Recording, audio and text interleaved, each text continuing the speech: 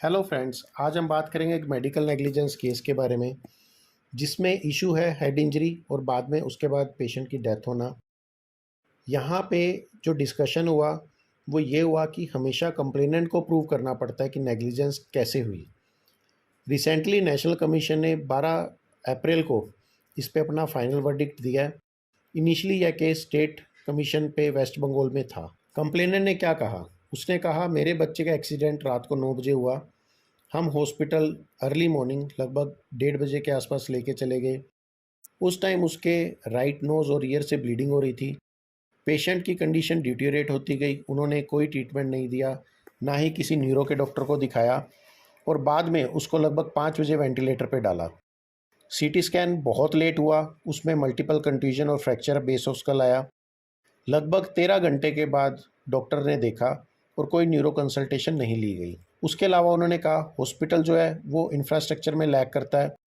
Hospital ने गलत advertisement दिया हुआ है कि स्पेशलिस्ट की सर्विसेज 24/7 अवेलेबल है, जबकि मेरे बच्चे का एडमिशन पे ग्लासगो कोमा स्केल जो था वो 10 था और बाद में धीरे धीरे वो 8 हो गया। जब और डिटेरियोरेट हुआ उन्हें वेंटिलेटर पे डालना पड़ा।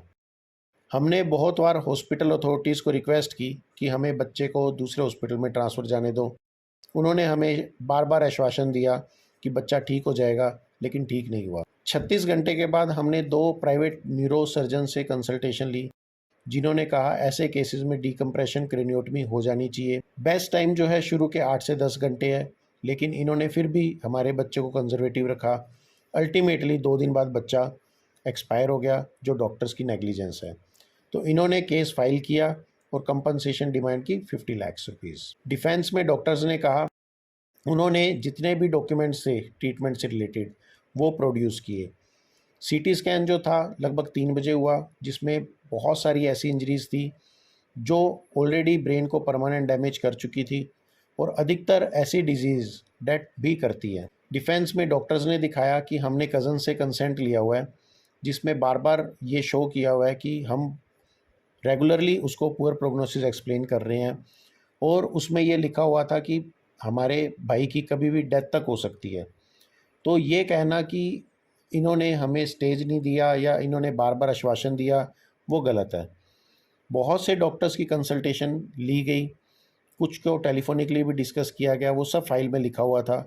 जो जो उन्होंने ट्रीटमेंट दिया वो सब ट्रीटमेंट हमने अकॉर्डिंगली दिया है। फिर भी डेथ जो हुई है वो उसकी ग्रेव कंडीशन के कारण हुई है, ना कि नेग्लिजेंस के कारण। स्टेट काउंसिल ने कहा कंप्लेनेंट की ड्यूटी है कि वो प्रूव करे नेग्लिजेंस सी कैसे है। अब जैसा कंप्लेनेंट कह रहा है कि इंफ्रास्ट्रक्चर में कमियां हैं, क्या कमी है उससे रिलेटेड कोई भी डॉक्यूमेंट ऐसा कंप्लेनेंट ने प्रोड्यूस नहीं किया। आप कह रहे हो कि मैं बार बार इसको लेके जाना चाहता था लेकिन उन्होंने आश्वासन दिया। दूसरी तरफ आप साइन कर रहे हो कि हमें ये कंडीशन पता है, तो ये पॉसिबल नहीं है। दैट मीन्स आप कहीं भी लेके जाना ही नहीं चाहते थे। दूसरा, आप कह रहे हो मैंने 2 न्यूरो के डॉक्टर्स को दिखाया, कंसल्टेशंस ली, जो कह रहे थे डीकम्प्रेशन क्रेनियोटमी होनी चाहिए, वो आप प्रोड्यूस ही नहीं कर रहे, तो ऐसा पॉसिबल ही नहीं है। और जिन 2 डॉक्टरों के आपने नाम लिए वो केस में आपको डिफेंड करने ही नहीं आए, तो उनको एक्स पार्टी मान के स्टेट कमीशन ने अल्टीमेटली इस केस को रिजेक्ट कर दिया और कहा कि डेथ के केसेस में डॉक्टर को कभी भी बलि का बकरा नहीं बनाया जा सकता। नेशनल कमीशन ने कहा कि डीकम्प्रेशन क्रेनियोटमी एक पॉसिबल मेथड हो सकता है इलाज का, लेकिन जो पेशेंट के जो एग्जैक्ट कंडीशन थी वो उस टाइम डॉक्टर्स ने देखी।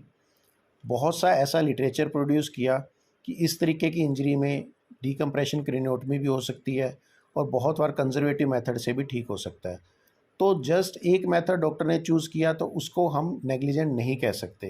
दूसरा, जो पेशेंट के अटेंडेंट कह रहे हैं कि डॉक्टर ने अटेंड नहीं किया, जब उसकी फ़ाइल प्रॉपरली मैनेज्ड है, उसमें प्रॉपरली हर जगह का वो लिखा हुआ है ट्रीटमेंट, हर जगह का उसमें एंट्री है।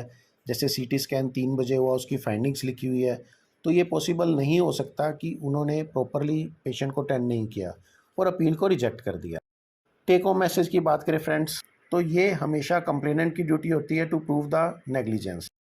अगर वो कंप्लेंट में तो वो डाल रहा है कि यहाँ यहाँ गलतियाँ की है, इस लेवल पे गलती की है, इन्होंने ये नहीं किया, इनको ये करना चाहिए था, बट उसके लिए प्रूफ करना कि ये चीज़ें होनी चाहिए थी, it is the duty of the complainant, not the doctor.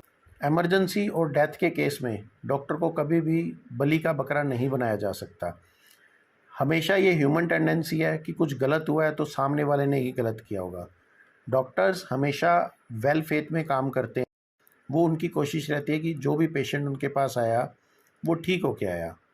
तो अगर उसमें कुछ गलत हो जाता है या रिज़ल्ट नेगेटिव आते हैं, दैट डज़न्ट मीन कि डॉक्टर ने कुछ गलत किया। Third and last, expert opinion कई बार बहुत से कॉम्प्लिकेटेड मैटर्स में ज़रूरी होती है। जैसे इन्होंने कंप्लेनेंट ने यहाँ कहा कि ये एक्सपर्ट ओपिनियन हमारे पास है, हमने 2 न्यूरोसर्जन को किया, बट रिटर्न में कुछ भी नहीं है। तो आप जब तक ये प्रोड्यूस नहीं कर रहे, अगर आप एक दूसरे के खिलाफ नहीं लिख रहे, तो भी आप बहुत हद तक पॉसिबल है कि आप केस जीत पाएँ। Thank you friends. अधिक जानकारी के लिए आप हमारे मेल आईडी पे भेज सकते हैं। कोई आपका सवाल है तो आप नीचे कमेंट्स पे पूछ सकते हैं। इस वीडियो को अधिक से अधिक शेयर और सब्सक्राइब करें ताकि लॉ के वर्ड्स सभी डॉक्टर्स को पता हो। Thank you friends.